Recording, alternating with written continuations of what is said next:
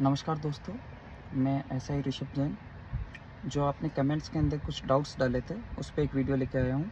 और ये केवल वही डाउट्स हैं जो अभी आप लोगों को क्लियर करना सबसे ज़्यादा ज़रूरी है। चाहे आपके फॉर्म से संबंधित हो सकते हैं, चाहे मेडिकल से संबंधित हो सकते हैं, या फिर आपकी बुक से संबंधित हो सकते हैं। इसके अलावा जो ऐसे डाउट हैं जिनका पूरी तरीके से वो फिजिकल स्टैंडर्ड से रिलेटेड है या इंटरव्यू से रिलेटेड है, तो उसका भी कोई औचित्य नहीं है। उसके बारे में अपन और बाद में बात करेंगे। तो जैसे कि एक मैंने देखा था इसके अंदर कि इकोनॉमिक सर्वे कौन सा वाला पढ़ना है और क्या अभी पढ़ लेना चाहिए या उसको बाद में पढ़े। तो मैं ये कहूँगा कि अभी जो लेटेस्ट इकोनॉमिक सर्वे है 2024-25 का, वही आप पढ़ लेना। अगर वैसे तो इसी इकोनॉमिक सर्वे से आपका एग्ज़ाम हो जाएगा, दिसंबर जनवरी तक एग्ज़ाम हो जाना चाहिए। फिर भी अगर मान लो डेट आगे बढ़ भी जाती है, तो इकोनॉमिक सर्वे हमेशा 80 से 90% तक सेम रहता है। अगर आप सोच रहे हो इकोनॉमिक सर्वे आएगा और हाथे-हाथ हम 5 दिन के अंदर पढ़ के उसको पूरे नंबर ले आएँगे, तो पॉसिबल नहीं है।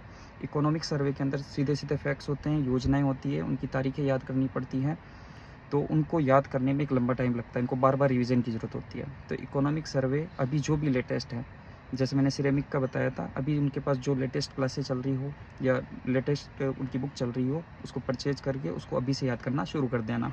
कल को मेरे हिसाब से इसी इकोनॉमिक सर्वे से आपका एग्ज़ाम होगा। फिर भी अगर डेट आगे आ जाती है, मतलब और वापस जून जुलाई 1 साल बाद एग्ज़ाम होता है, अगर ऐसी स्थिति आती है, जो कि वैसे संभावना कम है, तो भी जो नया इकोनॉमिक सर्वे आएगा केवल 10 से 20% एक अलग होगा, बाकी 80% हमेशा सेम रहता है। इसलिए अभी पढ़ लेना, क्योंकि मल्टीपल रिवीजन बहुत ज़्यादा ज़रूरी है इकोनॉमिक सर्वे के।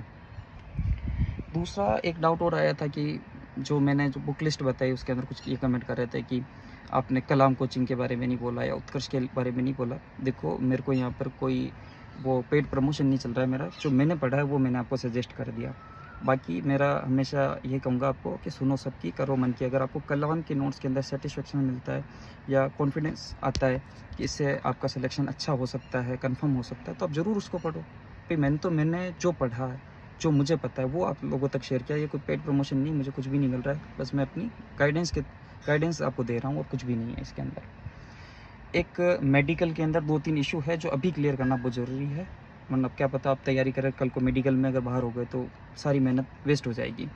तो जैसे कि एक आया था कि नॉकनी, तो नॉकनी देखो वैसे तो अलाउ नहीं होती है। नॉकनी अगर होती है तो उसको बाहर किया जाता है, पर जनरली जो मेडिकल्स होते हैं पुलिस के अंदर, थोड़े ईज़ी होते हैं।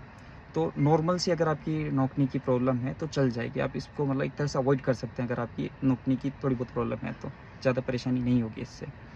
दूसरी बात है आइज़ की। तो आइज़ के लिए बहुत चीज़ें होती हैं। एक तो वो कलर ब्लाइंड का टेस्ट करते हैं आपके, और एक होता है आँखों का 6/6 का टेस्ट होना चाहिए। तो जैसे कि अगर कलर ब्लाइंड की बात करें तो आपको कलरों में डिफरेंशिएट करना आना चाहिए। कुछ कलर अगर किसी को कलर ब्लाइंड होता है तो जैसे लाल, पीला, ये रंग वो पहचान नहीं पाते हैं। तो इसका एक टेस्ट होता है, इशारा चार्ट जिसे कहते हैं, उससे इसका पता चल जाता है। तो अगर आपको इसको श्योर करना हो कि आपको कलर ब्लाइंड है या नहीं, तो आप कोई भी गवर्नमेंट हॉस्पिटल चले जाना, उनको आप बोलो कि आई डिपार्टमेंट वालों को कि मेरे को कलर ब्लाइंड का टेस्ट करना। तो एक किताब आती है, वो किताब पढ़ाते हैं। उसके अंदर ऐसे ब्लैक ग्रीन कलर के धब्बे बने होते हैं, उसमें कोई अंक लिखे होते हैं। अगर वो अंक दिख रहे हैं तो आपको कलर ब्लाइंड नहीं है, अगर नहीं दिख रहे हैं तो आप कलर ब्लाइंड हो। कलर ब्लाइंड सबसे बड़ा इशू है एसआई के मेडिकल का, सबसे इम्पोर्टेंट और सबसे परेशान करने वाला इशू। अगर आपको कलर ब्लाइंड है तो आपका सिलेक्शन होना काफ़ी ज़्यादा मुश्किल है, या न के बराबर चांस है। कलर ब्लाइंड के अंदर सीधा आउट किया जाता है। अगर आपको कलर ब्लाइंड है तो प्लीज़ एक बार आप चेक करवा लो। अगर आपको है तो आप अदर एग्ज़ाम की तैयारी करें। मैं स्ट्रेटली आपको यही बोल रहा हूँ, क्योंकि बाद में जाके पछतावा हो। आप बिल्कुल कलर ब्लाइंड की वजह से ऐसा का रिटर्न, फिजिकल और इंटरव्यू पास करके मेडिकल में निकलते हो तो बहुत बड़ा नुकसान होता है, बहुत बड़ा दर्द होता है। तो अगर आपको है तो एक बार आप चेक करवा लेना, अगर आपको कोई भी डाउट है। रही बात चश्मे की, जैसे मेरे खुद के जब मेरा मेडिकल हुआ था, मेरे 4.5 और एक आँख में 4.5 नंबर थे। शायद मेरे इतने ज़्यादा नंबर शायद ही किसी दूसरे के होंगे, या इतने ही होते हैं, ज़्यादा से ज़्यादा 4-5 नंबर तक आ गए। तो इसके अंदर क्या होता है कि एसआई के जो मेडिकल होता है, उसके अंदर चश्मा अलाउ है। चश्मे के साथ आप जो आपको आँखें चेक की जाएगी उसके अंदर दिखना चाहिए। अब क्या देखते हैं वो, कि आप जो नॉर्मल कभी चश्मा बनाने गए होंगे किसी दुकान पे, तो एक ऐसा चार्ट बना हुआ होता है जिसमें सबसे ऊपर लिखा होता है बड़ा अक्षर ए, उसके नीचे 2 अक्षर लिखे होते हैं XYZ, फिर नीचे लिखे होते हैं ABCDEF। तो ऐसे करते करते जो सबसे लास्ट में लाइन आती है ना, अगर वो आप चश्मे के साथ पढ़ सकते हैं, इसकी एक निश्चित दूरी होती है 25 सेंटीमीटर, जहाँ तक मुझे याद आ रहा है। तो अगर उसको आप पढ़ लेते हैं तो आपके आँखों के चश्मा लगाने के बाद कितने भी नंबर हो, आप आराम से पास है, उसे 6/6 माना जाएगा। तो आप 6/6 हैं या नहीं है, इसको भी जांच करने का आराम से तरीका है। किसी चश्मे वाली दुकान पे जाओ, और जो वो चार्ट होता है, भले मैं पोस्ट कर दूंगा उसका चार्ट किस टाइप का होता है वो, उसकी सबसे नीचे वाली लाइन चश्मे के साथ एक निश्चित दूरी जो चश्मे वाले चेक करते हैं, वो शायद 25 सेंटीमीटर रखते हैं उसको, नहीं मीटर रखते हैं। तो अगर उसके साथ आपको दिख रही है तो आपको कोई टेंशन लेने की बात नहीं, आपका आराम से सिलेक्शन हो जाएगा, आपको बिल्कुल टेंशन लेने की बात नहीं है, 6/6 आराम से चल जाएगा। ठीक है, तो आप आँखों के चश्मों से कि कितने नंबर हैं चश्मे के, उससे बिल्कुल परेशान मत हो, आप अपनी तैयारी करो। मेडिकल में इसके अंदर कोई भी बड़ी दिक्कत कुछ भी नहीं आएगी, आप कोई दिक्कत नहीं आएगी, निश्चिंत रहे चश्मे की वजह से। दूसरी बात आती है जैसे कलर ब्लाइंड का हो गया, और एक हाइट का इशू। हाइट जैसे बॉयज़ की है 168 सेंटीमीटर और गर्ल्स की है 152 सेंटीमीटर। तो अगर आपकी हाइट कुछ ज़्यादा ही कम है, कोई किसी की, एक मेरे कमेंट भी आया था कि भाई 160 सेंटीमीटर मेरी हाइट है, क्या मैं तैयारी करूं? तो बिल्कुल उसको तैयारी नहीं करनी चाहिए। देखो 168 सेंटीमीटर है, उसमें अगर आधा 1 सेंटीमीटर का फ़र्क होता है, वैसे तो नहीं लेते हैं ये लोग, पर फिर भी आपकी अगर किस्मत सही हो, तेज़ हो, तो थोड़ा बहुत तो चल जाता है। पर आपका इतना बड़ा कोई 5-5, 10-10 सेंटीमीटर का अगर हाइट में फ़र्क है, तो किसी भी हालत में ही चलेगा। आपको किसी अलग एग्ज़ाम की तैयारी करनी चाहिए। मैं झूठे आश्वासन नहीं दे सकता। हाइट आपकी 168 सेंटीमीटर होनी चाहिए। अगर कम है तो आपकी रिस्क है। जनरली वो थोड़ा बहुत तो चला देते हैं, पर नहीं चला है तो आपको मेडिकल के अंदर आउट हो सकते हो। तो हाइट और कलर ब्लाइंड तो इतने मेजर इशू हैं, अगर अभी आपको दिख रहे हैं तो प्लीज़ आप दूसरे एग्ज़ाम की तैयारी करें, यहाँ एनर्जी वेस्ट मत करें, क्योंकि बाद में पछताना पड़ेगा। सारी प्रोसेस से गुजरने के बाद आप मेडिकल के अंदर निकलोगे तो बहुत ज़्यादा दर्द होगा। और लड़कियों की जैसे हाइट का 152 सेंटीमीटर है ही है। अब उसके अंदर क्या करना है कि जैसे कि अगर लड़कियों का वेट दे रखा है इन्होंने 47.5 किलो, 47.5 केजी से अगर लड़की का वेट कम है तो उसको वो मेडिकल के अंदर नहीं मानते, मतलब उसको आउट कर सकते हैं। पर इसकी आपको इतनी टेंशन लेने की बात नहीं, वज़न बढ़ जाता है। तो ये कोई एक ऐसा मेजर इशू मुझे नहीं लगता। कल को अगर आपका वेट कम भी है तो फिजिकल के बाद इंटरव्यू होता है, इंटरव्यू के बाद मेडिकल होता है, एक इतना लंबा टाइम रहता है। आप थोड़ा खाने पीने पे ध्यान देना, आपका वेट इजीली बढ़ जाएगा, कोई दिक्कत नहीं आती, मतलब नॉर्मल सी चीज़ है। तो इस पर आप ज़्यादा परेशान ना हो। और लड़कों के वेट का कोई इशू ही नहीं है, लड़के आराम से चाहे जितना उनका वेट कम हो या ज़्यादा हो, उसमें ऐसा कुछ उनके रोक टोक नहीं है, वो चल जाता है। कि लड़कियों के लिए है ये वाला पॉइंट। और हो गया जैसे कि मोटिवेशन के लिए बारे में बोल रहे थे मुझे कि मोटिवेट कैसे रखें। देखो मैं टू बी ऑनेस्ट रियल बात बताऊँ तो इस टाइप के टॉपिक पे मैं थोड़ा बात करना कम पसंद करता हूँ, क्योंकि मेरा उद्देश्य है कि जो स्ट्रेट फॉरवर्ड जिससे आपका सीधा फ़ायदा होता हो, उसी टॉपिक पे बात की जाए। कम से कम मैं आपका टाइम ख़राब करना चाहता हूँ, क्योंकि मैं भी नहीं चाहता आप यूट्यूब पे किल चैनल के इस तरह के वीडियोस देख देख के अपना टाइम ख़राब करते रहो। आप ज़्यादा से ज़्यादा पढ़ाई करो। और रही बात मोटिवेशन की, तो एक ही मोटिवेशन होता है कि मुझे खुद को नौकरी लगनी है, मेरे मम्मी पापा के लिए लगनी है, मेरे सपनों के लिए लगनी है। इसके अलावा कोई मोटिवेशन नहीं है। मोटिवेशन इंसान को खुद को रखना पड़ता है। तो आज के बाद मैं मोटिवेशन वाले नाम पे तो कभी बात नहीं करूँगा, क्योंकि मैंने कभी मोटिवेशनल वीडियो नहीं देखे। मेरा खुद का सपना था, मेरे को बनना है तो मैंने बनकर दिखाया। इसलिए मोटिवेशन नाम की कोई चीज़ नहीं होती है। अगर आप मोटिवेशनल वीडियो के चक्कर में अपना आधा घंटा 1 घंटा ख़राब कर रहे हो तो आप अपना टाइम ख़राब कर रहे हो। कोई मोटिवेशन नहीं होता, खुद के अंदर का होता है। आप ईमानदारी से तैयारी करो, नौकरी लगो, कहीं अनावश्यक टाइम ख़राब मत करो। ये मोटिवेशनल वीडियो के चक्कर में कोई फ़ायदा नहीं होता इन चीज़ों का, केवल टाइम ख़राब है ये। दूसरा एक शायद नौकनी के बारे में मैंने बताया या नहीं बताया, मैं रिपीट कर देता हूँ। नौकनी का जो इशू आता है उसको ज़्यादा सीरियस लेने की दिक्कत नहीं है, थोड़ा बहुत होता है तो चल जाता है, और ज़्यादा अपन को परेशान नहीं होना। ये एक नॉर्मल सी चीज़ है जिसमें आपको कोई मेडिकल के अंदर नहीं रोकेगा, इतना मुझे लगता है। तो आप इसको थोड़ा सा अवॉइड कर दो, इस टेंशन को थोड़ी कम कर दो। फिर है अपने एक है कि वो फॉर्म कौन भर सकता है। तो देखो मैक्सिमम एज का तो उन्होंने जो रिलैक्सेशन दिया है उसको आप अच्छे से एक बार देख लेना, और आप और ज़्यादा क्लियर करना हो तो यूट्यूब के कोई अदर वीडियोस देख लेना। बाकी जैसे जो मिनिमम एज का मैं जो अपनी ग्रेजुएशन का वो क्लियर कर दूं, तो जैसे कि अपने अगर कोई लड़का फाइनल ईयर के अंदर है और उसकी एज 20 साल है कम से कम, तो वो फॉर्म भर सकता है। पर उसके अंदर शर्त क्या होती है कि जब इंटरव्यू चल रहे होंगे तब उसको अपनी जो ग्रेजुएशन पास होने का सर्टिफिकेट जो है, यानी कि मार्कशीट जो है वो देनी होगी। देखो नॉर्मल सी चीज़ है, एसआई का एग्ज़ाम अभी चलता भी है, तो थोड़ा टाइम उसके रिटर्न होने में लगेगा, फिर उसका रिज़ल्ट आएगा, फिर उसका फिजिकल होगा, फिर फिजिकल का रिज़ल्ट आएगा। तो अभी कोई बंदा अगर फाइनल ईयर के अंदर है ना, तो 99.99% मान के चलो कि वो इंटरव्यू तक तो अपनी वो जो मार्कशीट है ना वो लेके आ ही जाएगा। इसलिए उसको ज़्यादा परेशान होने की ज़रूरत नहीं है, आप बिंदास तैयारी करो अगर फाइनल ईयर के अंदर भी हो तो। इवन 2018 की जो वैकेंसी थी, इससे जस्ट पहले वाली 2021 का मैं सिलेक्टेड हूँ, 2018 वाली वैकेंसी के अंदर मैं फाइनल ईयर के अंदर था, रिटर्न मैंने पास कर लिया था। और उसके बाद जो फिज़िकल था मेरे को, मैं इसलिए फ़िज़िकल पे भी थोड़ा फोर्स कर रहा हूँ कि अगर आपका फ़िज़िकल स्टैंडर्ड इतना अच्छा नहीं है तो फिज़िकल की तैयारी अभी से करने लग जाना। तो रिटर्न तो मैंने मात्र 3 या 4 महीने की तैयारी में क्लियर कर लिया था। पहली बार मैंने जीके वगैरह पढ़ी थी, मैं बीएससी का स्टूडेंट रहा हूँ। तो रिटर्न तो पास कर लिया पर फिजिकल फेल हो गया, 45 मार्क्स ही आए। तो फाइनल ईयर का स्टूडेंट फॉर्म भर सकता है आराम से, इंटरव्यू तक उसको मार्कशीट लानी होती है, तो उसका कोई टेंशन मत लें। ज़्यादा से ज़्यादा पढ़ाई पे ध्यान दें और थोड़ा फिजिकल का भी ध्यान रख लेना, जो मैंने पहले वाले वीडियो के अंदर बताया। थोड़ी बहुत एक्सरसाइज करते रहना अगर आपको लगता है आपसे फिजिकल नहीं हो पा रहा है तो, वरना मेरी जैसी स्थिति हो जाएगी।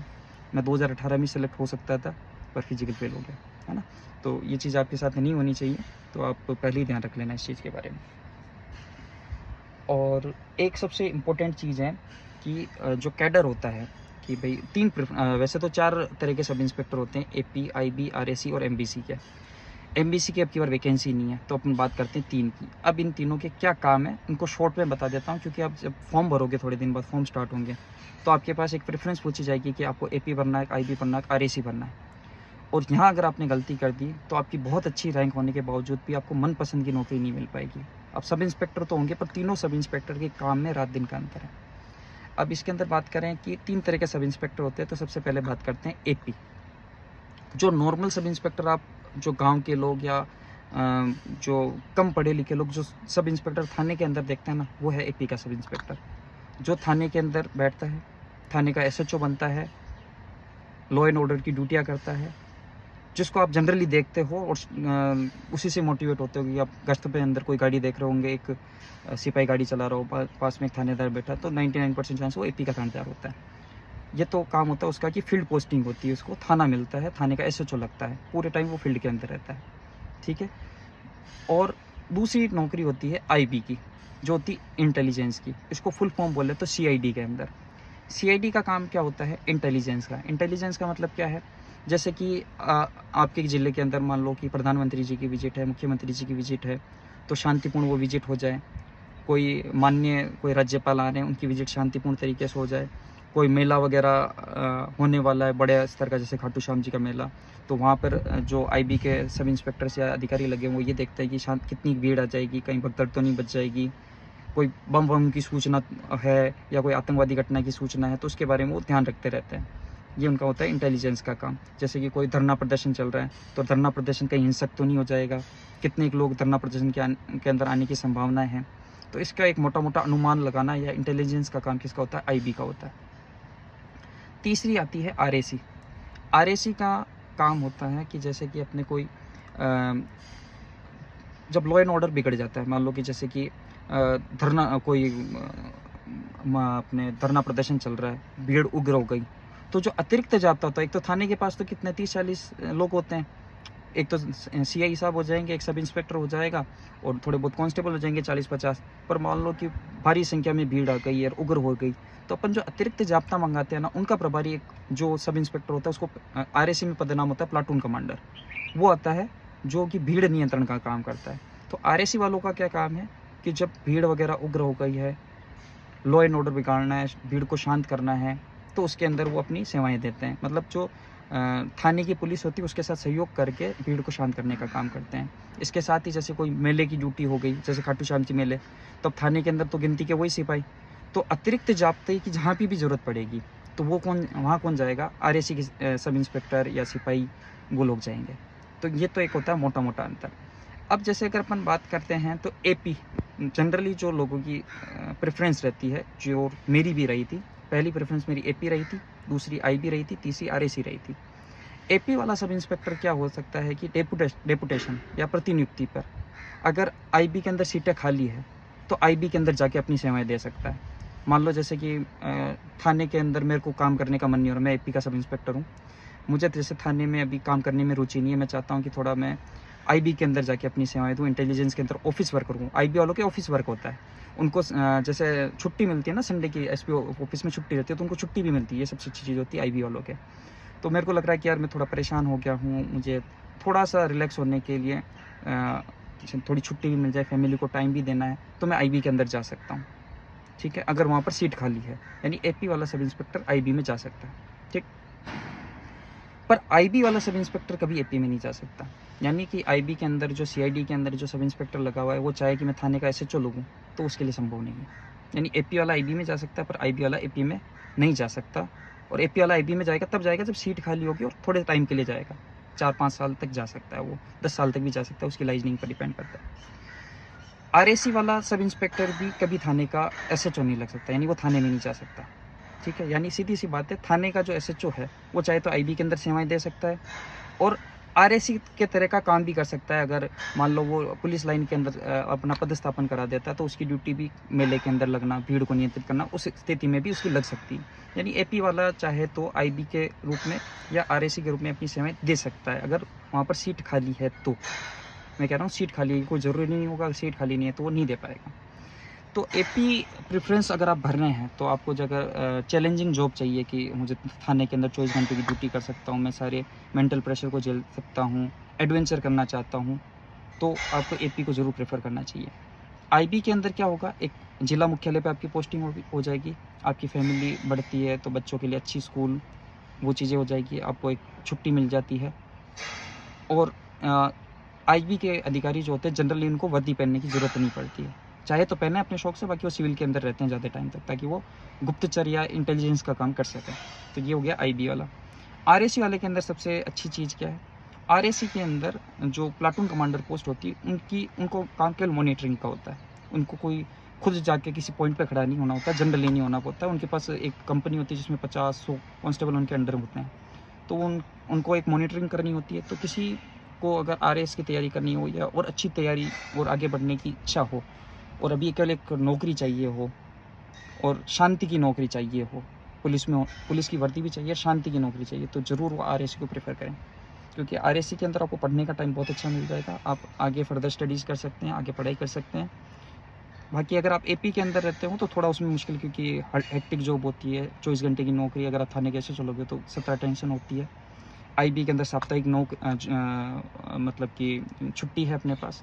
ठीक है, इंटेलिजेंस का काम करते हैं, आप जिले मुख्यालय पर रहते हैं, आपकी बीवी बच्चे हमेशा जिले मुख्यालय पर, शहर पर रहेंगे, तो आपके जो भी फैमिली जो होगी अच्छे से रह पाएगी, आप उनको टाइम भी अच्छा दे पाओगे। आरएसी के अंदर आपकी बटालियन का मुख्यालय होगा, वहाँ पर ड्यूटियाँ लॉ एंड ऑर्डर मेंटेन करने की, भीड़ नियंत्रण करने की, मेले की, इस तरह की ड्यूटियाँ लगेगी। टाइम आपके पास ज़्यादा होगा, आप चाहेंगे तो पढ़ाई कर सकते हैं। ये एक मोटा मोटा अंतर होता है, इसलिए अब कौन सी प्रेफरेंस होनी चाहिए ये आप पे डिपेंड करता है। अगर आपको पढ़ाई करनी है तो ज़रूर आप आरएसी को बनाओ। अगर आपको फैमिली को हमेशा शहर में रखना हो, वर्दी भी चाहिए हो, सब इंस्पेक्टर की जॉब भी चाहिए, पर थोड़ी कम हेक्टिक चाहिए, क्योंकि उसके अंदर आप अगर आपको एक साप्ताहिक अवकाश मिल जाता है, बहुत ज़्यादा रिलैक्स फील कराता है, तो निश्चित रूप से आईबी को चूज़ करो। और आपको एडवेंचर करना है, चैलेंज लेना है, तो आप एपी को चूज़ कर लो। तो वो आप पे डिपेंड करता है कि क्या प्रेफरेंस रखनी चाहिए। मेरी एपी पहली, दूसरी आईबी, तीसरी आरएसी थी, तो मुझे एपी मिल गई, मेरी रैंक अच्छी थी, तो उस तरह से हो जाता है। फिर इसके बाद हाँ, एक मेरे बार-बार मैसेज आ रहा था कि मेरे मार्क्स कितने हैं। तो देखो, वैसे तो इन चीज़ों का कोई मतलब नहीं है, मेरे मार्क्स फिर भी मैं आपको बता दूँ, मेरे लगभग 172 के समथिंग तो हिंदी में नंबर थे, और 13 तारीख को पेपर था। नॉर्मलाइजेशन में मेरे 160 के समथिंग नंबर हो गए थे। हाँ, 160 के समथिंग नंबर हो गए। और जीके वाले पेपर में मेरे नंबर आए थे 139 या 140 के आसपास कुछ नंबर थे। इनको आप टोटल करके, मेरे को टोटल फिगर याद है कि 312 नंबर मेरे रिटर्न में आए थे, दोनों पेपर को मिला के। नॉर्मलाइजेशन में मेरे 12.5 नंबर कम हो गए थे, 299.50 मेरे फिक्स नंबर थे। 30 नंबर मेरे को इंटरव्यू में मिले, 229.50 मेरे इंटरव्यू के नंबर हो गए, और मेरा फाइनल सिलेक्शन 229.50 नंबर पे हुआ है। ठीक है, तो ये मेरे था।